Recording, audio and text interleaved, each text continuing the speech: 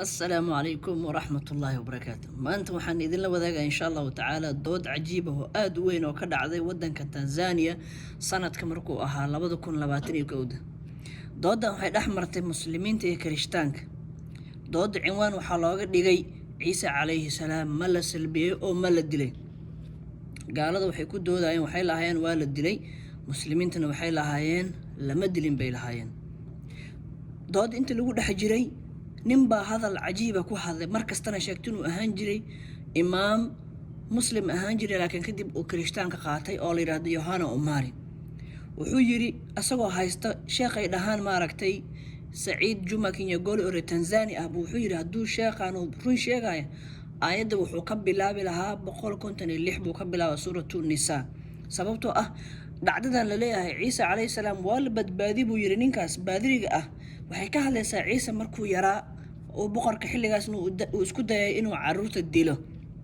Ametoka mwalimu hapa wa Kikristo. Mmemuelewa? Mwinjilisti, sijui ni mwinjilisti, sijui ni mchungaji wa Naomari. Mimi binafsi pia umenishangaza. Kwa mara ya kwanza leo nimeshindwa kukuelewa. Huwa nakuelewa mara nyingi, lakini leo nimeshindwa kukuelewa kwa sababu katika vitu ambavyo watu wa dini tunapaswa kuviheshimu ni kusema ukweli. sheekhi baa ka daba qaatay oo wuxuu yiri haddaan nahay dadka diinta xambaarsan arrimaha loo baahan yahay inaan qadarino oon dhowrno waxay tahay run sheegidda laakiin arrintaas Yohana Omari wuu ku fashilmay sababtoo haddaad akhrisid aayadda ku jirta suuratul nisaa aayadda 158 akhrisid waxay leedahay marka ciise laga badbaadiyay geerida kor baa loo qaaday marka ciise yar goorma kor loo qaaday marka arrintaas waa arrin been cad buu yiri ninkan been buu idin sheegaya marka arrinkaas dadka ay maqleen goobta joogay oo dhageysanaya dooda meesha waxa isla qabsatay takbiiri Allahu akbar. Huyu bwana amekuja amesema kama mimi ningekuwa mkweli ningeanzia aya ya 156 katika ile sura ya 4. Sasa aliporudi kwenye 156 hakuna kilichopingwa katika hoja zangu. Sasa mimi namwambia yeye kama yeye angekuwa kweli mkweli angemalizia 158.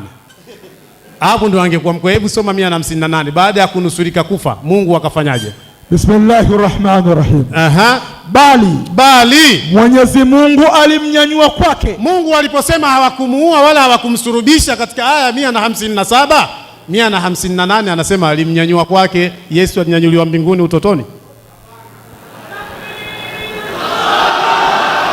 Huyu muongo huyu.